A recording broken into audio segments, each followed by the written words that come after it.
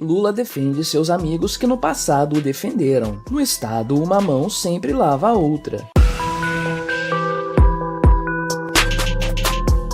Este é o Visão Libertária, sua fonte de informações descentralizadas e distribuídas. Este artigo foi revisado por Donda, escrito, narrado e produzido por mim, Quintessência. O programa Conversa com o Presidente, a tentativa lulista de se equiparar às lives do Bolsonaro é um grande fracasso. Mesmo com um aparato tecnológico muito superior ao daquele usado pelo seu antecessor, Lula não consegue juntar meia dúzia de gatos pingados para assistir o programa ao vivo nas redes sociais. Arrisco dizer, inclusive, que só gente de direita assiste aquele besteirol todo do Molusco para tirar dali algumas pérolas. E nisso precisamos concordar. A cada nova live, Lula comete um novo sincericídio. O absurdo desta vez foi o comentário do presidente da República a respeito dos votos dos ministros do STF, ou melhor, sobre o possível sigilo desses votos. O tema surgiu, ao que parece, de forma improvisada, por conta de algum assunto levantado pelo âncora do programa, Marcos Uchoa, que ao que tudo indica continua sem capacete. A gente vê que você está usando um capacete. Ao falar sobre a Suprema Corte, Lula afirmou: não cabe ao presidente da República gostar ou não de uma decisão da Suprema Corte. A Suprema Corte decide e a gente cumpre. Até aí, tudo bem. É isso que se espera da divisão dos poderes e do sistema de freios e contrapesos que supostamente garante o funcionamento de uma república democrática. Mas é claro que a coisa não parou por aí. Lula tratou de ir além e afirmou: